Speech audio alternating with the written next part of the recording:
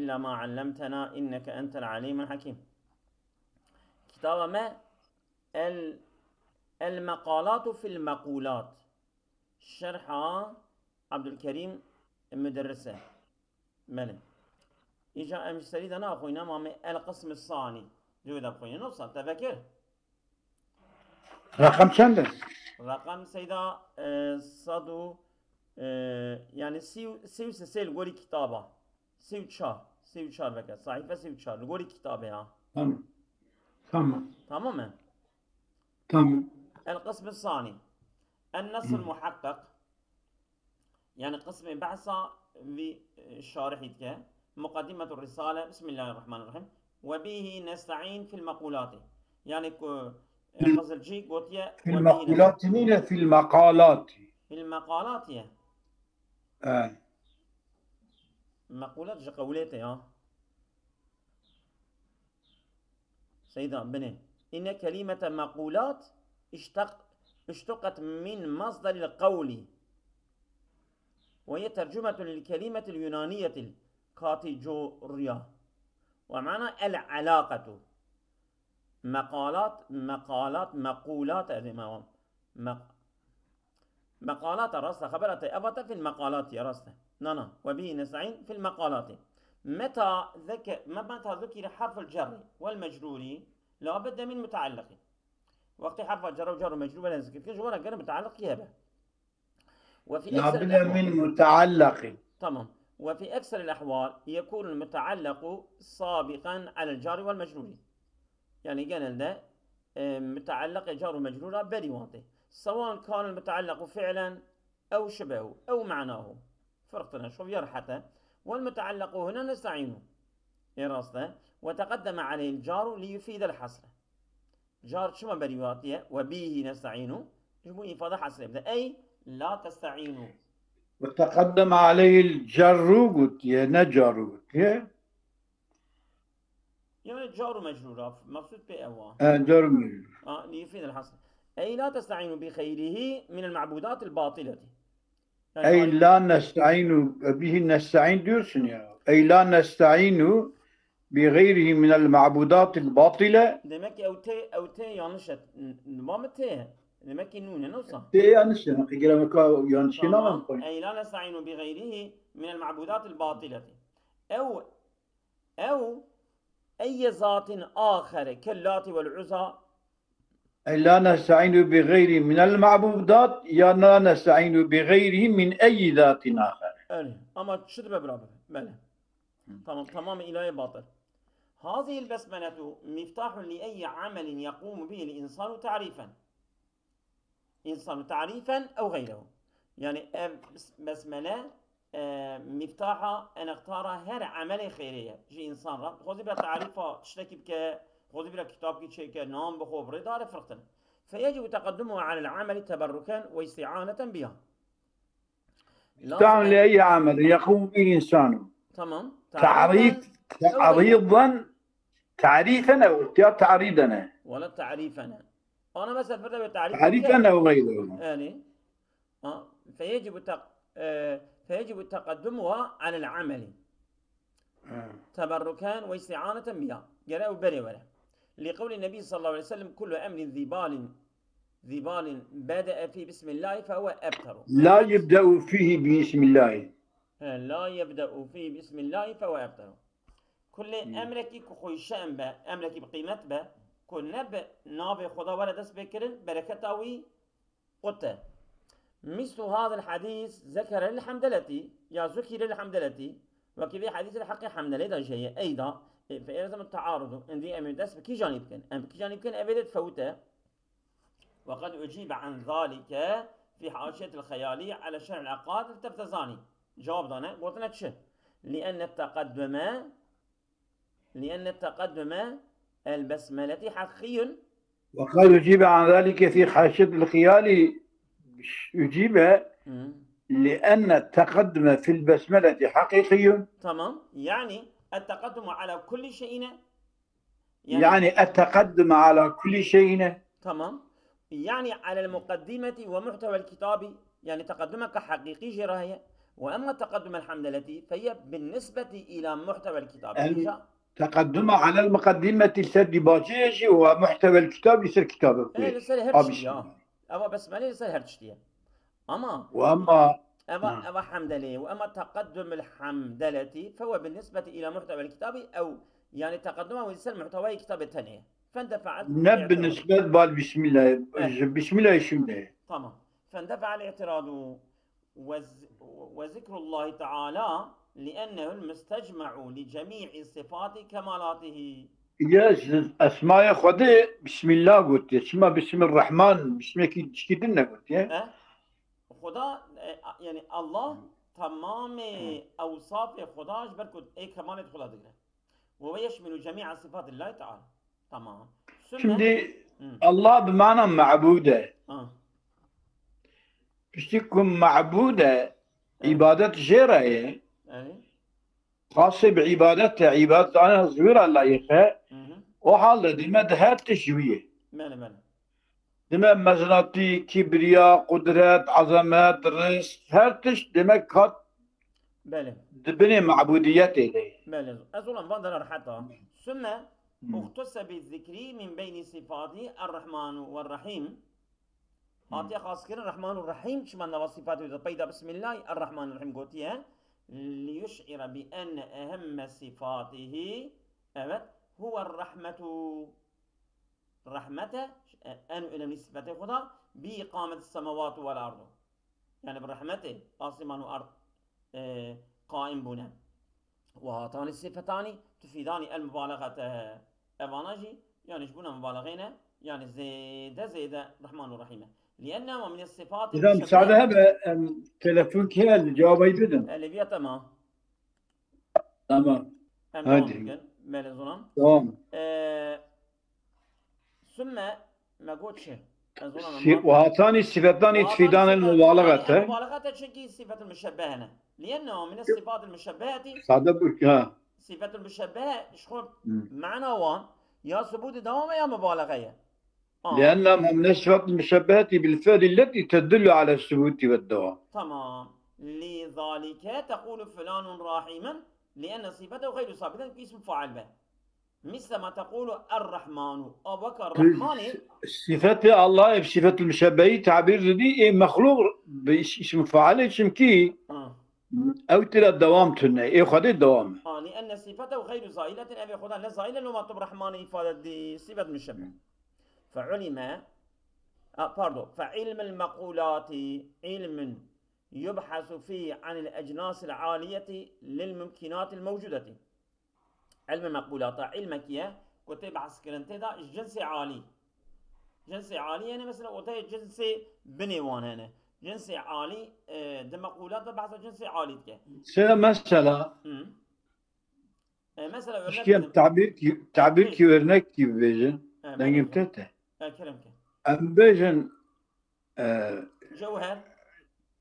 جوهر تمام جنس جبونو جانلي جانسزارا طبعا حيوان مثلا نوع كيجي جوهري جماد نوع كي أوجي جوهري أما حيوان جي دبني بيدا أنواع قلق هنا إنسان هي حيوان الدنيا هي جماد جي أوجي دبني بيدا قلق هنا دار هنا كذر هنا خليه أبانا أبويا وي هذا كيد بني واندا واتشتي وانا للممكنات الموجودة في الخارج ده خارج الذهن ده كوهبو نوان ممكنة وأن موضوعه فعلم علما يبحث فيه وأن موضوعه عطى سركوبة سيدا فعلم المقولات علم يبحث فيه عن الأجناس العالية للممكنات الموجودة في الخارج وأن موضوعه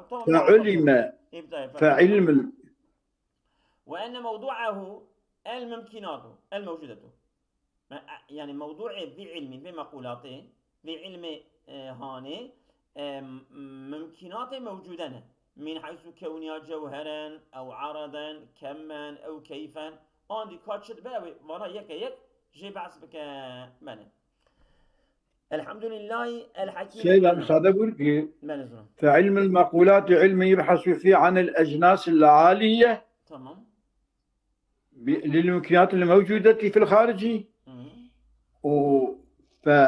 فعلم وأن عطف صرف علم وأن موضوعه الممكنات الموجودة. تمام الحمد إني لله. فعلم من حيث كونها مجوهرا أو عرضا كمن أو كيف.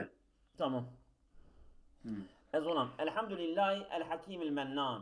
ذكر العلماء في آل الداخلة على الحمد أقوالا فهي يعني علماء أفلام سر الحمد قالت قولات لقوتنا أبي أنا جوام بيجا فهي إما الاستغراقية شوية أي كل فرد من أفراد الحمد من أفراد الحمد من الحامد أو الحاضرين والغائبين من أي حامد كان جكيد برابر لله تعالى.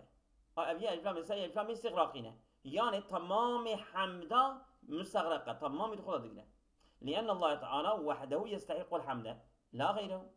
شكيش بر خدای تعالى يعني تو حمد يكي جبكي أو حمد خدای راد شه جبر فيا خدا مستحق حمدية أفلام السري أفلام استغراقينا جبوك استحقاقي جويرة يا مستحق أو دمك حمد جيبي باش كسيرا نينا أو ياجي أفلام من العهدي أفلام عهدا زينين أي حمد الحامد المعهودي أو حمد حامد أو للعادي وعدا خارجي بقى. تمام يعني حمد الحامد المعهودي معلوم أو مستحق لله تعالى مستحق خدای تعالى أي حمد الحامد المعهودي مستحق لله تعالى. تمام وذكر الحمد بالجملة الاسمية كما قلت نقول أحمد نحمد ليشمل جميع المحامد على الدوام. شكي جملة اسمية دلسر ثبوت دوامتك جملة فعلية دلسر تجدد بالجملة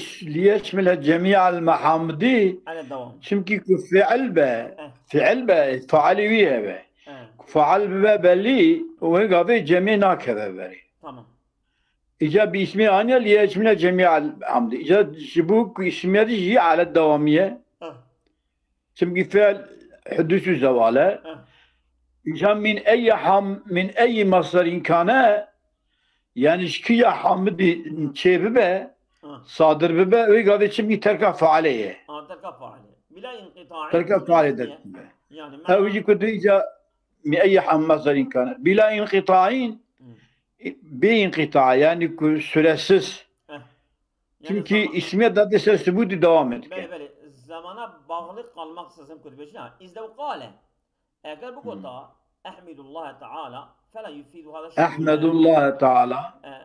Ahmedullah Teala kota fela yufidu hada şumule ve şumule net ketebeli. لأن الحمد قد يصدر من خير حامد فلا يشمله. لأن الحمد شو كي حمد قد يصدر من غير حامد. يعني حمد نج حامده كيش بيدر تبع. إذا كنت فردا ودي أحمد الله تعالى كنت جملة اسمية بيجة أبا حمد وي حامد كو يعني حمد بيدر تبع نج حامده كي أوجد كابر يا. نوصل. لأن الحمد قد يصدر من غير حامد. تمام. يعني شو حمدني شو حمد بيدر تبع؟ أزولم يعني وكا أمبيشن جدارا جكبرا تمام سناي خودت كنيا شو يوجد بو حامد طبعا شو حمد بحامد شدبه لأن الحمد قد يصدر من غير حامد يعني بإرادة حمد شدبه بحمد شنا وبإرادة حمد شدبه دبردا كأنبجن أحمد الله أز حمدكم نوصل demek ki لو قال أحمد الله فلا يفيد هذا الشمولة. شما فايدة في الشمولة؟ لأن الحمد قد يصل فايدة عمومية ندى لأن الحمد قد يصل من غير الحمد من غير حمد نجيك جيتبا تشد بس قلقا تشد أوصى بجا لأن الحمد قد يصل من غير حمد نجيك يعني قلقا تشد به إكبر مثلا من نجيك فلا يشمله شامل سر قلقا ناي يعني من غير حامد واحد وكسان كده بجا جو واحد يجي لا بالي بركي نم تكلم مع الغير بيجي مثلا يعني قوتا احمد مفردي بيجي متكلم وحده بيجي فايده الحمد لله ده تسمى حمد يصدر من غير حمد نجو حمد تاني يعني جيجلك حمد تمام حمد فلا يشمل احمد شامل ستبناي شنو احمد مفرده يعني تكيله تكلم وحدويه يعني دالي. ثم الحمد هو الوصف الجميل والثناء الجليل. حمد شيء حمد بسندانا بقنجي او اميجن ديسا او كنا بمظن يعني مثلا مظن كرنا بسندانا مدحم اساس بدا الواو كهبي الثناء بالجميل والثناء بالجليل يعني تمام. ثناء بقنجيه توصف بقنجيه ثناء بمزناطيه بله يعني نب تناظر نب اوكي بله سواء كان مقابل النعمة يعني الحمد صدق رسول نعمتي الحمد لله الذي أطعمني كتبي ويا الحمد لله الذي ألبسني ويا الحمد لله الذي علمني مثلا. الحمد لله على أن رزقني وهداني مثلا أو بلا ذكر النعمة. لذا قالوا قلنا الحمد أعم كان يقول الحمد لله على أن رزقني وهداني أو بلا ذكر نعمتك لذا قالوا الحمد. قلت الحمد يعني نعمتي بلا نقول نشبكه عام بقى لأنه أعم لأنه يذكر مع أعم ثم لأنه يذكر مع النعمة ومع غيرها. ليش الحمد ده عام ونسبته مع الشكر العموم والخصوص من وجه يعني أم بين حمد بالشكر عموم وخصوصا من وجه تدايا يعني جالك يعني نسبة حمدي ببال شكري ذا يعني دمادك إذا دقينا هفتور دمادة ده شفتقت راسته يعني مادك حمد شكر يكن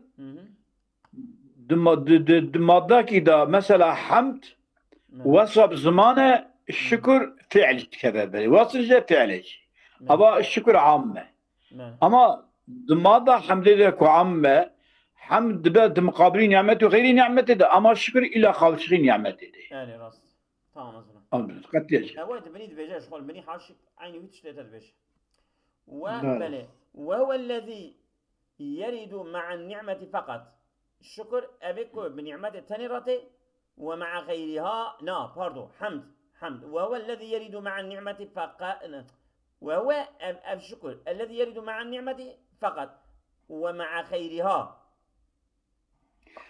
وهو حمد يريد مع النعمة فقط ومع غيرها حمد أوكو بنعمة خير نعمة تبرتي ششكة فقط لفت نبيا الشكر قال إلا بنعمة ششكة فقط نبيا وهو حمد الذي يريد مع النعمة ومع غيرها وغيرها ما بقولت مع النعمة وغيرها بقولت تمام لكن فقط نبيا وهو ولكن الشكر يقترن بنعمة فقط فقط بالنعمة الثانية دايما باشتربوها خوش وهو من وجه آخر أعم من الحمد جوجه كدرا إجا الشكر وهو بالشكر جوجه كدنبا من وجه آخر دفردا متعلق يا حمدي دا حمد جي شكري عمتره شمكي حمد مقابل نعمته وغير نعمته دا موردي وياه أما يعني متعلق يا حمدي فقط أوكي حمدي بالشكري إجا مورد الشكري إجا حمدي عمتر وهو أعم من الحمد ثم لأنه يريد باللسان فعلا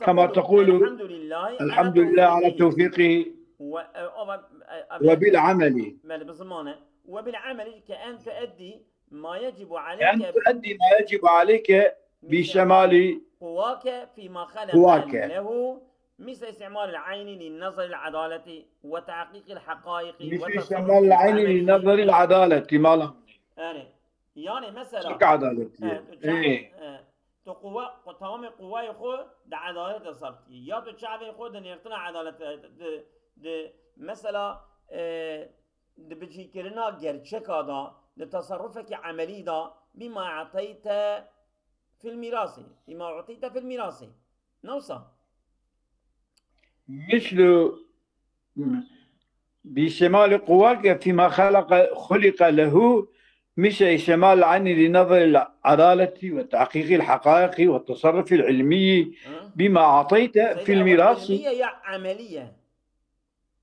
وتصرف العملي. تمام. تصرف عملي بما أعطيت في الميراث في الصالحات. إجا أو ميراث اشتراهات يدانجي إجا عملي خير صار بكي. وكذلك يكون الشكر بالقلب. إجا الشكر دبكو بقلبجي كأن تضمر الإخلاص والإنقياد بمن تقدسه. أو ذات خدا تعالى كتبي تقديس لك إجا إنقياد وإخلاص خجرة ده قلب خدا أو تجوز بالشكر أو تعظمه. ومن ذلك ما ذكر أن الفاروق عمر رضي الله تعالى عنه عرض على أبي بكر زواج ابنته حفصة فلم يجبه جوابنا ده. وبعد مدة من الزمن تزوج الرسول صلى الله عليه وسلم بحفصة، فجاء أبو بكر معتزلا إلى الفاروق قائلا: يا عمر، عدم إجابتي ببنتك كان لعلمي أن الرسول صلى الله عليه وسلم قد نوى أن يتزوج بها.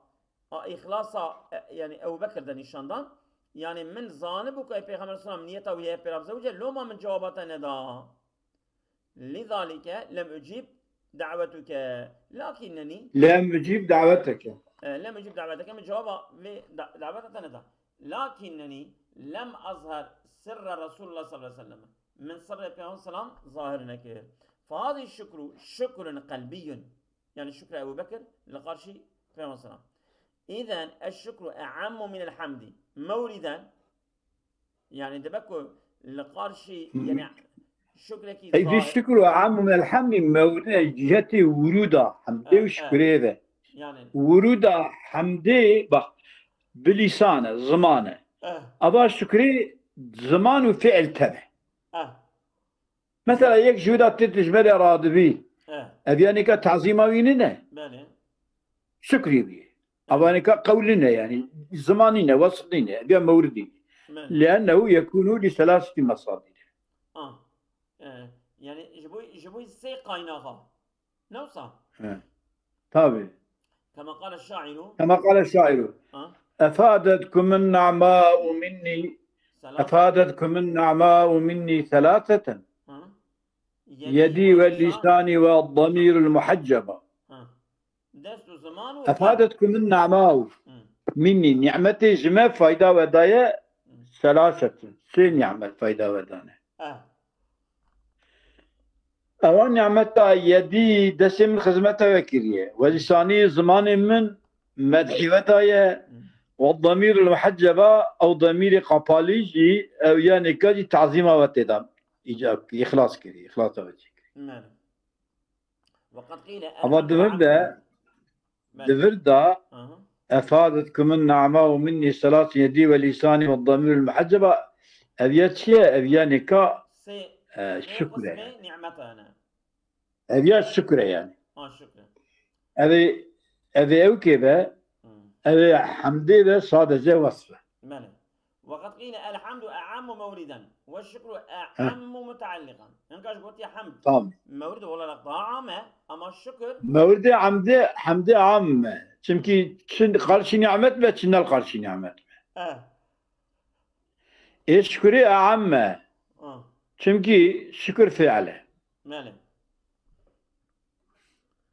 أعم متعلقا شكر خبيبه تقرأ مورد يعني ورود أو يجيب شيء وارد به تي بيدر به أو يا حم نورا حم بالزمانة ده مقابل نعمته شنو مقابل نعمته أبا عامة وروداوي. أما الشكر عامة متعلقا يعني صادجة بزماننا يعني تشوف بذات دقرة فعله وقول تبعي بس والصلاة حيبرا تظني ما بيستو 4 دقائق خون يبرا حيبرا أصابكم الله غير